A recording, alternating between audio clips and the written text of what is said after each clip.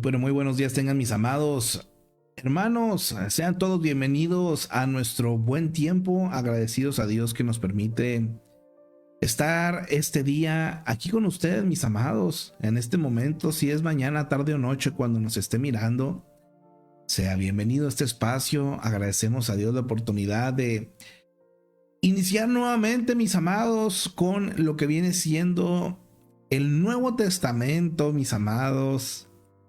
Hace algunos años atrás iniciamos este buen tiempo, mis amados, justo con estos libros, y en su tiempo, mis amados, fue de mucha bendición. En esta ocasión pues queremos hacerlo de una mejor manera. Queremos igual tener este corazón dispuesto a que el Señor nos hable, que el Señor sea con cada uno, mis amados. Es el anhelo de mi corazón. Le bendigo a cada uno de ustedes que se encuentre mirando esto, mis amados, ya sea ahorita en vivo o como repetición.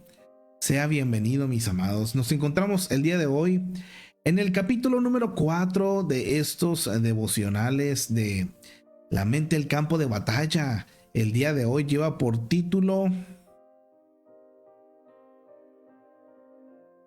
Las mentiras del diablo. Mire lo que nos dice. Jesús dijo: ustedes son de su padre el diablo y quieren cumplir con los deseos de su padre, quien desde el principio ha sido un homicida.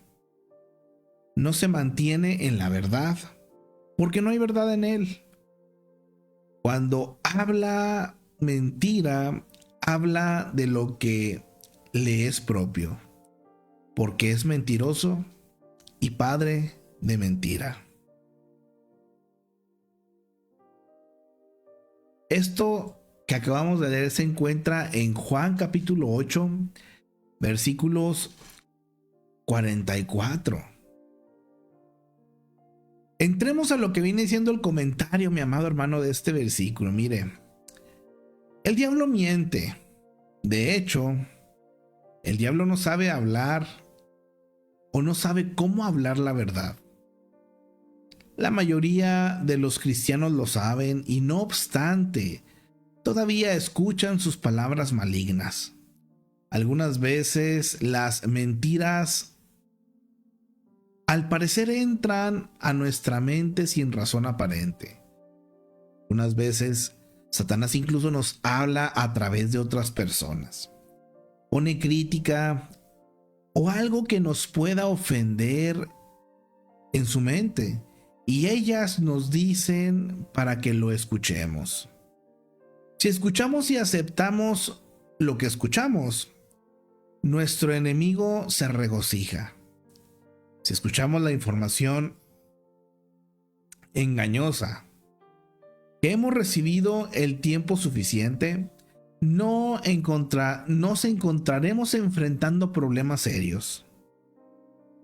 En lugar de escuchar y absorber las medias verdades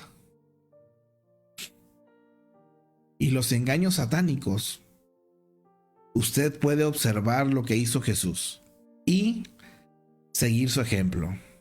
Después de ayunar durante 40 días en el desierto, Satanás lo tentó 3 veces. Cada vez derrotó al diablo declarando: escrito está, y citando la palabra de Dios. No es maravilla que el diablo haya huido de él. Vea Mateo capítulo 4, ya lo veremos, mis amados. Versículos del 1 al 11. Apréndase la verdad de la palabra de Dios. Y cada vez que Satanás le mienta, cítele de vuelta una escritura. Aprenda a responderle al diablo. Demasiadas personas no saben cómo usar la palabra para derrotar las mentiras de Satanás. Muchas personas, incluso los cristianos, al parecer, no caen en cuenta de que pueden rehusarse a escuchar esa voz. Demasiadas personas no se dan cuenta de que el diablo Ataca su mente con pensamientos negativos y equivocados. Su naturaleza es mentir. Su propósito es esclavizar a todos. Aliento a las personas a caer en cuenta de que no están solas en sus batallas espirituales. Su mente no es la única que está bajo ataque. Satanás viene en contra de todos. Su meta entera es hurtar y matar y destruir. Pero Jesús vino para que tengamos y disfrutemos vida y vida en abundancia. Esta referencia o promesa se encuentra en Juan 10:10. Al volvernos más conscientes de las armas espirituales que el Señor ha puesto a nuestra disposición y al aprender a usarlas, podemos obtener la victoria. Podemos destruir las fortalezas que el diablo ha construido en nuestra mente. La Biblia nos dice que cuando conocemos la verdad nos hace libres de las fortalezas de Satanás. Esta referencia se encuentra en Juan capítulo 8 versículo 32.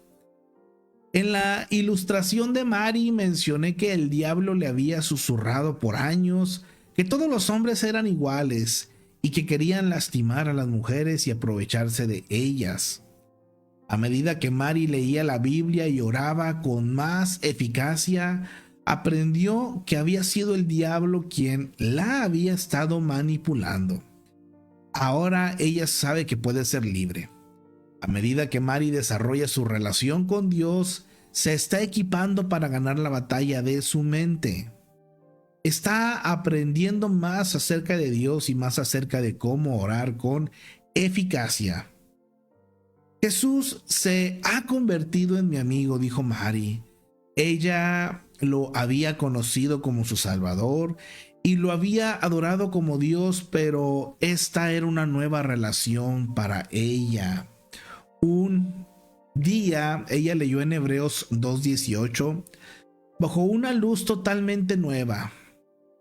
Dice de Jesús, pues en cuanto él mismo padeció siendo tentado, es poderoso para socorrer a los que son tentados. Este pasaje vino a la vida de Mari porque ella vio que Jesús no solamente es Dios, sino como su amigo. Uno que sabe lo que es ser tentado y sabe lo que es sufrir. Yo sabía que había muerto en la cruz, pero no había pensado en todo el dolor que sufrió por mí.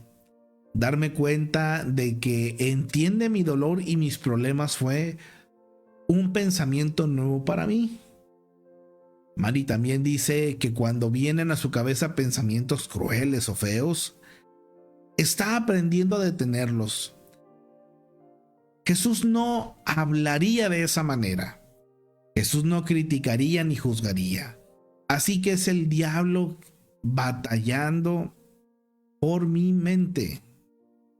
Mari no ha ganado todas las batallas, pero ha aprendido cómo pelear contra el gran engañador. Cada vez que ella gana una batalla, la siguiente se vuelve más fácil. Qué precioso, mis amados. Acompáñenme en esta hora a hacer esta oración juntos para con el Señor. Dios de todo poder, gracias por darme las armas para derrotar las mentiras del diablo. Ayúdame a siempre usarlas bien, Señor. Gracias, Jesús, por ser mi amigo y por estar conmigo en mis dificultades y luchas. Gracias, Señor. Amén. A Dios la gloria por sobre todas las cosas, mis amados. ¿Qué tanto está tomando la palabra hoy en día usted? Espero y que bastante, mis amados. ¿Para qué? Pues para que pueda vencer cualquier ataque del enemigo. Recuerde que él es mentiroso, padre de mentira. Muchas veces va a hablar tantas mentiras a nuestra vida, pero mi amado hermano, no crea todo lo que el enemigo dice. Y no le estaría ganando la batalla. Mejor tome la palabra y crea lo que la palabra dice que usted es ahora en el Señor. Y si viene el enemigo a quererle decir cosas, usted devuélvale, pero con la palabra, mi amado. Ahora, ¿quién es en el Señor? A Dios la gloria por sobre todas las cosas. Vámonos en esta hora, mis amados, a lo que viene siendo pues el comentario ahora de Mateo, mis amados. Vamos a entrar con el libro de Mateo. Vamos a ver a pequeña, digamos, remembranza, una introducción, unas preguntas que se nos invita, ¿verdad?, a reflexionar. Yo le invito a que, si tiene oportunidad de apreciar estas preguntas, hágalo, e incluso, no sé, mi amado, yo le invito a que desde ahorita como que las tenga presentes para cuando usted y yo veamos el capítulo y el comentario pueda responderse estas preguntas. Por ejemplo, aquí nos permite o nos dice: observa. ¿Qué aprendemos de los versículos del 21 al 23? Ahí ya viene algo, ¿verdad?, en lo cual nos indica prestar especial atención. Número 2, ¿qué hizo José ante la orden que recibió? Reflexiona. ¿Cómo hubieras reaccionado ante una circunstancia parecida? ¿Qué actitudes de José necesito comenzar a practicar en mi vida? Buenas preguntas, ¿verdad?, que nos hace. Pero bueno, vamos iniciando pues aquí con la introducción y pasamos al capítulo, mis amados, y enseguida, ya lo sabe, pasamos a lo que viene siendo el comentario. Sean todos bienvenidos, mis amados hermanos.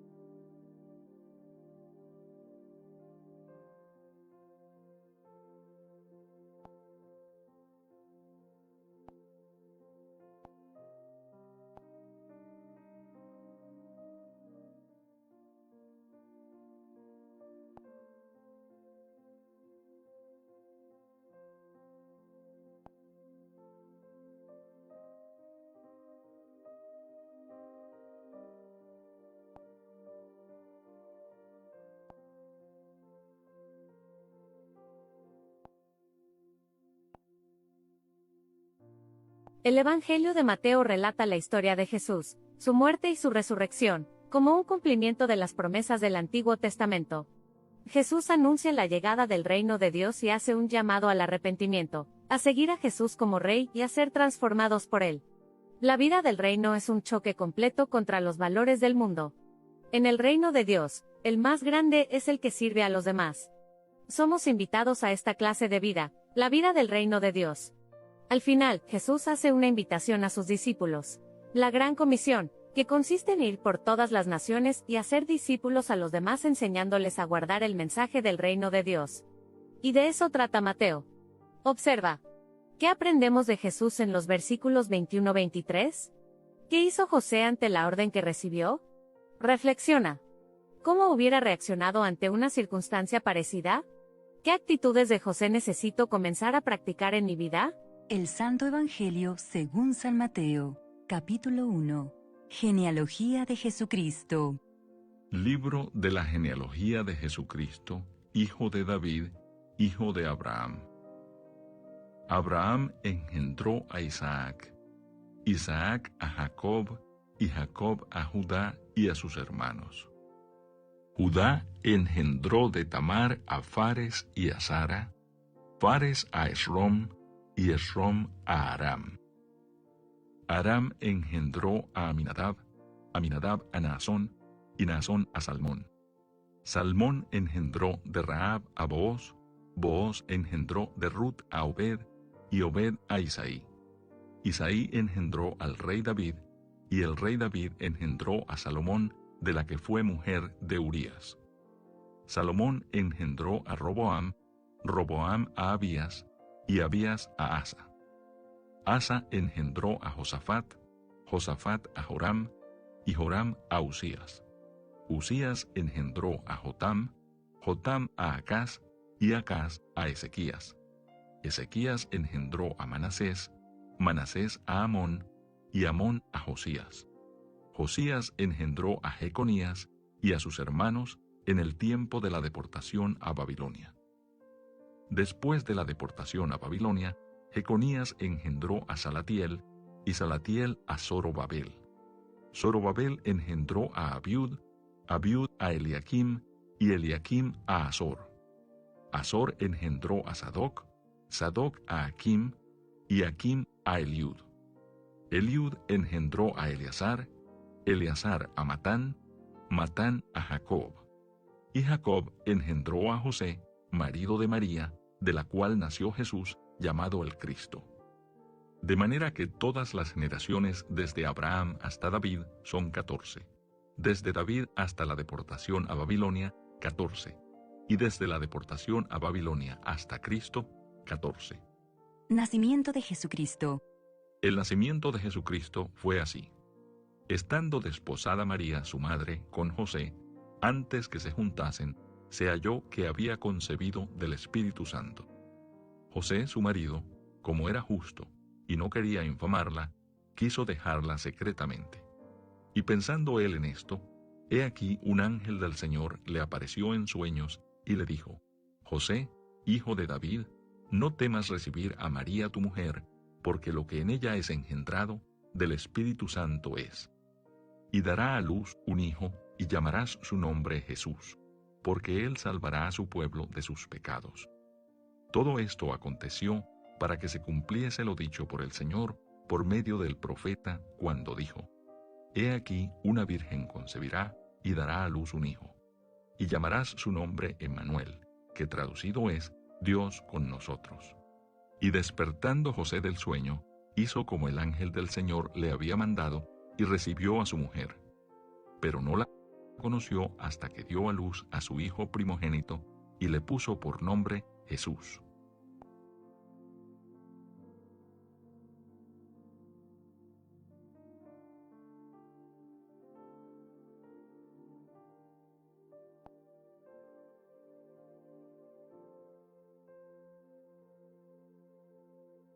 Muy bien, mis amados, capítulo, yo creo que gran parte de nosotros conoce esta historia, pero a mí me encanta cómo aquí la palabra nos va llevando siempre más allá, ¿verdad? Y todavía cuando podemos ampliar aquí con los comentarios, siempre es de mucha bendición, mis amados.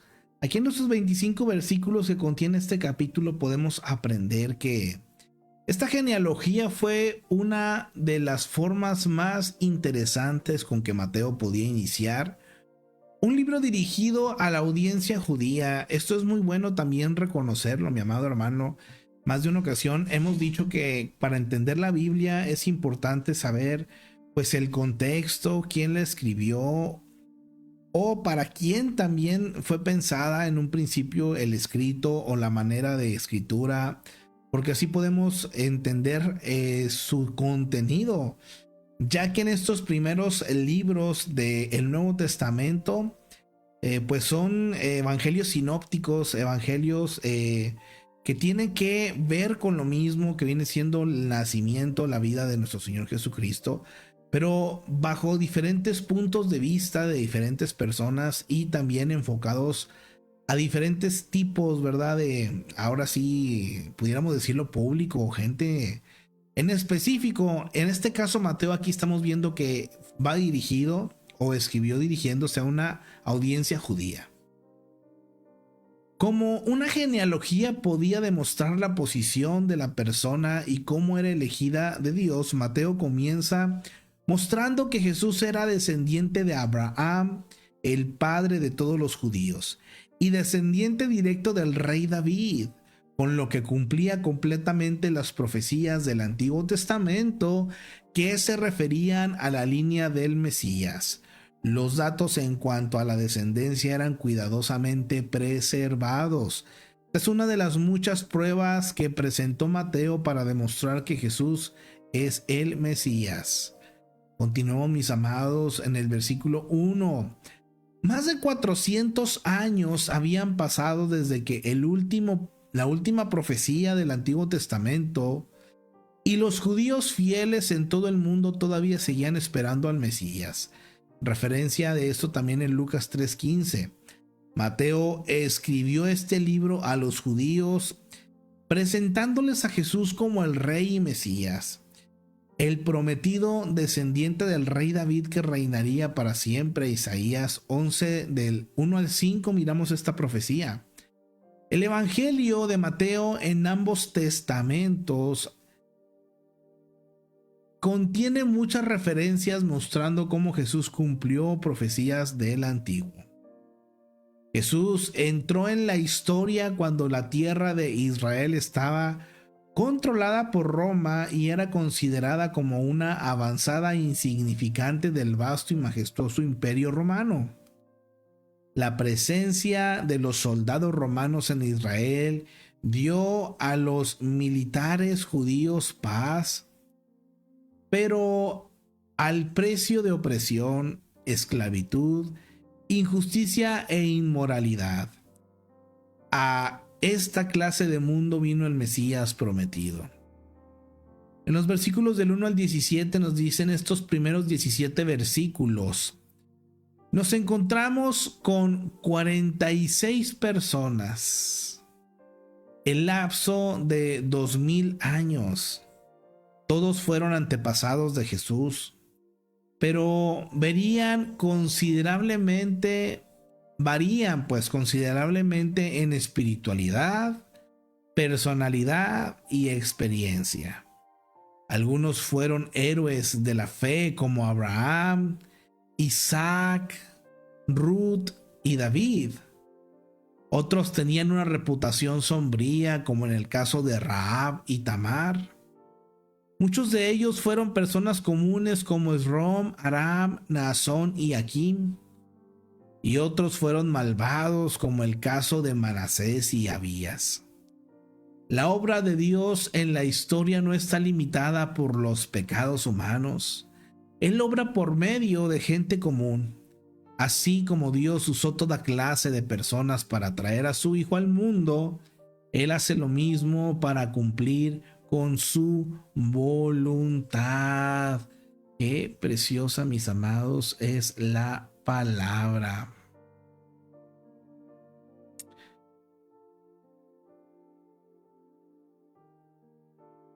No le hay aquí a la ubicación.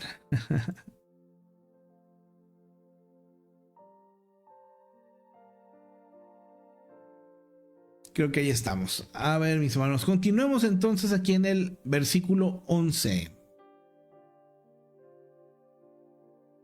El exilio ocurrió en el 586 a.C. cuando Nabucodonosor, rey de Babilonia, conquistó Judá, destruyó Jerusalén y llevó cautivo a miles a Babilonia. Ya lo vimos, mi amado hermano, ampliamente todo esto, ¿verdad? Versículo 16. Como María era virgen cuando quedó embarazada, Mateo incluye el nombre de José solo como esposo de María, no como el padre de Jesús.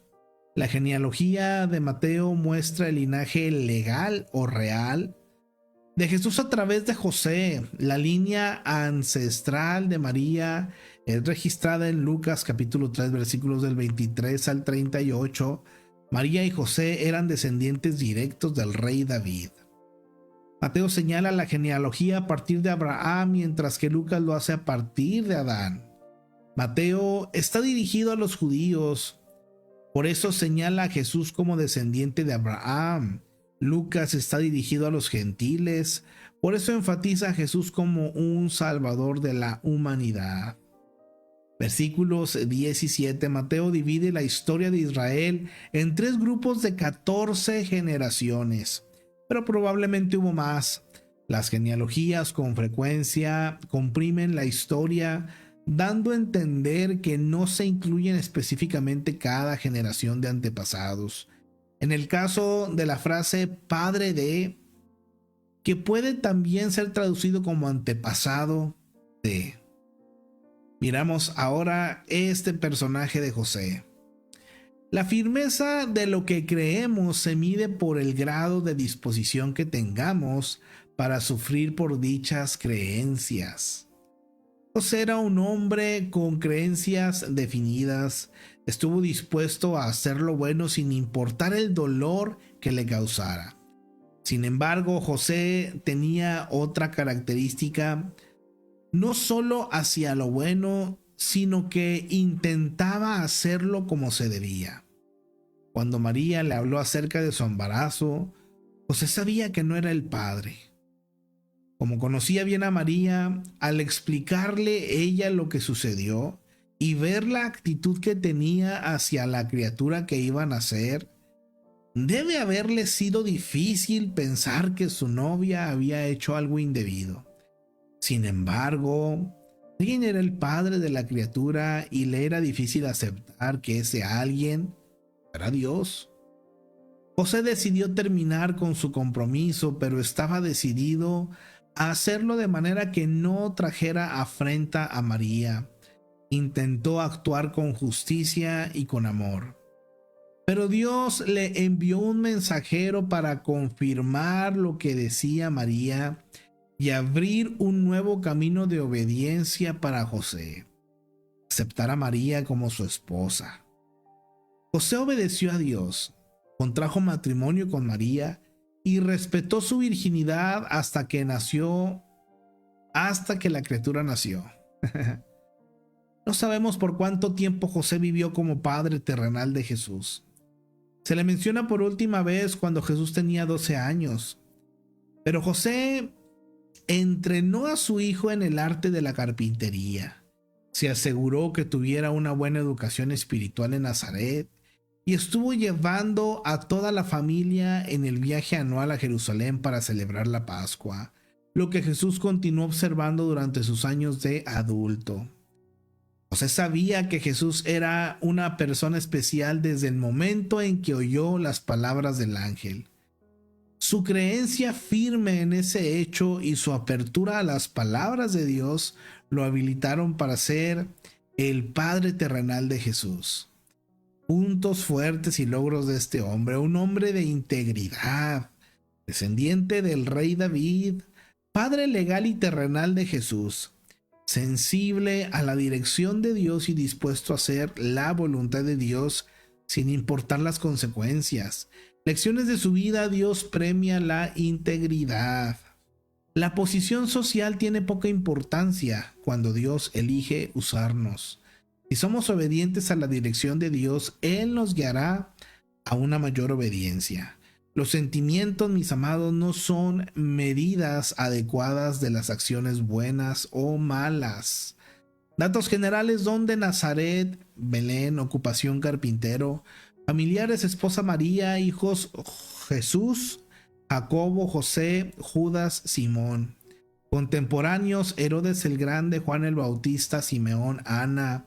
Versículos clave: José, su marido, como era justo y no quería infamarla, quiso dejarla secretamente. Y pensando él en esto, he aquí un ángel del Señor se le apareció en sueños y le dijo: José, hijo de David, no temas recibir a María tu mujer, porque lo que en ella es engendrado del Espíritu Santo es. Mateo 1:19 al 20. La historia de José se narra aquí en Mateo y en Lucas también. 1 del 26 y 2:52. Versículo 18, mis amados: el matrimonio judío constaba de 3 pasos. Primero, las dos familias se ponían de acuerdo en la unión. Segundo, se daba a conocer públicamente. En ese momento la pareja estaba comprometida oficialmente. El noviazgo, llamado el texto de desposorio, era considerado una unión que podía ser disuelta solo por la muerte o el divorcio, también por causa de fornicación. Tercero, la pareja se casaba y comenzaba a convivir. Al estar comprometidos María y José, la aparente infidelidad de María conllevaba un estigma social severo. De acuerdo con las leyes civiles judías, José tenía el derecho de divorciarse y las autoridades judías podían apedrear a María hasta darle muerte. Este tipo de ley se mencionó o se dio desde Deuteronomio capítulo 22, versículos 23 al 24. Versículo 18. ¿Por qué el nacimiento virginal es importante para la fe cristiana? Jesucristo, el Hijo de Dios, tuvo que ser liberado de la naturaleza pecaminosa en que nacen todos los seres humanos desde Adán. Jesús, al nacer de una mujer, se convirtió en un ser humano, pero por ser hijo de Dios nació sin el pecado humano. Él era totalmente humano y totalmente divino. Porque fue hombre, sabemos que comprende completamente nuestras circunstancias y problemas. Hebreos 4 del 15 al 16 también habla de esto. Porque es Dios tiene el poder y autoridad para librarnos del pecado. Colosenses 2 del 13 al 15. Podemos contarle todos nuestros pensamientos, sentimientos y necesidades. Él ha pasado por lo que nos toca pasar ahora a nosotros y tiene la capacidad, mis amados, para ayudarnos. Qué precioso es esto. Versículo 18 al 25. José enfrentó una decisión difícil al descubrir que María estaba embarazada. A pesar de estar consciente de que tomar a María como esposa podía ser humillante, eligió obedecer el mandato de Dios casándose con ella. Su acción reveló 4 cualidades admirables. Número 1, principios inflexibles, versículo 19. Número 2, discreción y sensibilidad, versículo 3. Disponibilidad ante Dios, versículo 24. Y 4, autodisciplina. Quizás José pensó que tenía solamente 2 opciones: divorciarse de María silenciosamente o dejar que la apedrearan. Pero Dios tenía una tercera opción: que José se casara con ella. A José no se le ocurrió, pero Dios a menudo nos muestra que tenemos más opciones de las que pensamos. A pesar de que pareciera sensato que José rompiera el noviazgo, Dios lo llevó a tomar la mejor decisión. Cuando nuestras decisiones afectan la vida de otros, siempre debemos apelar a la sabiduría de Dios, mis amados. Versículo 20. La concepción y nacimiento de Jesucristo son acontecimientos sobrenaturales que están más allá de la razón y la lógica humanas. Por eso Dios envió ángeles a ayudar a ciertas personas para que comprendieran el significado de lo que había sucedido. Hay referencias de ello en Mateo 1:20, en el 2:13, 2:19, en Lucas 1 del 11 al 12 y en Lucas 1:26, como Lucas capítulo 2 versículo 9. Los ángeles son seres espirituales que Dios creó, que ayudan a llevar a cabo su obra en la tierra. Llevan el mensaje de Dios a la gente, según Lucas 1:26. Protegen al pueblo de Dios, esto lo vimos en Daniel 6:22. Ofrecen estímulo, Génesis 16:7. Dan dirección en Éxodo 14:19. Llevan castigo también, según de Samuel 24:16. Vigilan la tierra, Zacarías 1 del 9 al 14. Luchan contra fuerzas satánicas, segunda de Reyes 6:16 al 18 y Apocalipsis 20 del 1 al 2. Hay ángeles buenos y ángeles malos, según Apocalipsis en 12:7. Pero por el hecho de que los ángeles malos están aliados con Satanás, poseen menos poder y autoridad. A la postre, el papel principal de los ángeles será ofrecer continua adoración a Dios, según Apocalipsis 7 del 11 al 12. Versículos 20 al 23. El ángel anunció a José que el hijo de María había sido concebido por el Espíritu Santo. Esto revela una verdad importante acerca de Jesús. Él es Dios y hombre. Dios tomó las limitaciones humanas para poder vivir y morir, y así obtener la salvación de todos aquellos que creen en Él. Versículo 21. Jesús significa Salvador. Vino a la tierra a salvarnos porque nosotros no podíamos hacerlo. No podíamos librarnos de las consecuencias del pecado. Por buenos que seamos, no podemos eliminar la naturaleza pecaminosa presente en todos nosotros.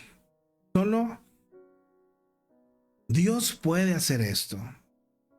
Jesús no vino para que la gente se salvara a sí misma. Vino para salvarnos del poder y del castigo del pecado. Dele gracias a Cristo por haber muerto en la cruz por sus pecados y luego pídale que tome el control de su vida. Una nueva vida empezará para usted en ese momento. Versículo 23. Jesús iba a ser llamado Emmanuel, que significa Dios con nosotros. Como lo predijeron Isaías en Isaías 7:14. Jesús era Dios en carne. En otras palabras, Dios entre nosotros. Por medio del Espíritu Santo, Cristo está presente en la vida de cada creyente. Quizás ni Isaías comprendió el significado de Emmanuel en toda su magnitud. Versículo 24. José cambió de planes rápidamente luego de descubrir que María no le había sido infiel. Obedeció a Dios y prosiguió con los planes matrimoniales. A pesar de que muchos quizás no lo hubieran apoyado en su decisión, José continuó adelante con lo que sabía que era correcto. Nosotros algunas veces dejamos de hacer lo correcto por el que dirán.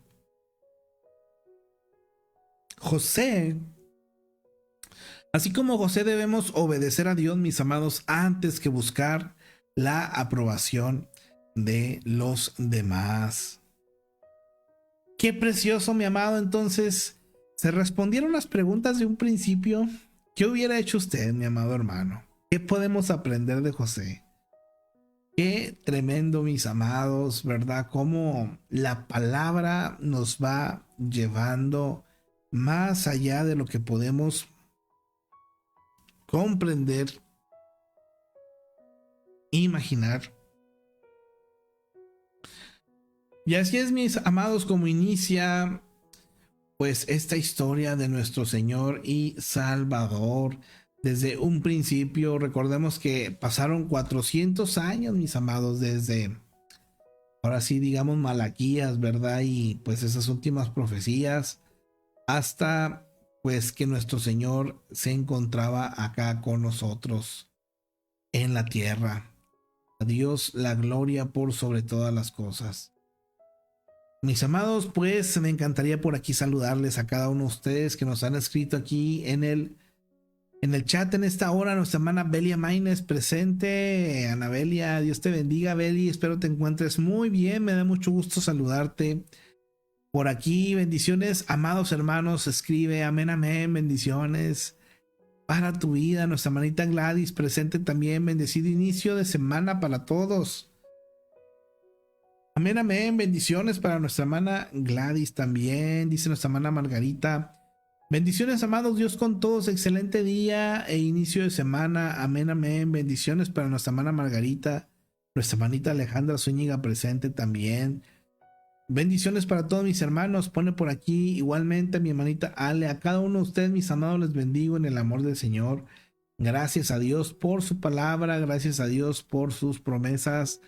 Gracias a Dios por todo lo que ha hecho para nosotros, que hasta este momento, hasta este día, mis amados, nos permite continuar. A Dios la gloria. Mis amados, les bendigo en el amor del Señor, primeramente Dios. El día de mañana por acá nos vemos, mis amados, que estamos iniciando esta maravillosa historia, ¿verdad? Y pues vamos a continuar aprendiendo de la palabra y disfrutando de cada uno de los evangelios, mi amado. Yo le invito a que, si tiene oportunidad, vaya por allí también, ¿verdad? Tomando la palabra, leyéndola, adelantándose capítulos si quiere.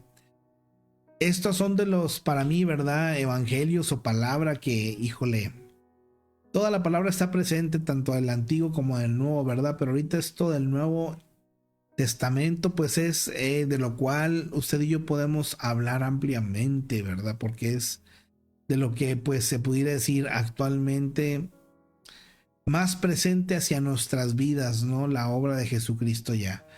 Pero bueno, mis amados, les bendigo en el amor del Señor, primeramente Dios, si el día de mañana Él nos lo permite, por acá nos vemos. Ánimo, excelente día para todos mis amados, excelentes tiempos, bendiciones.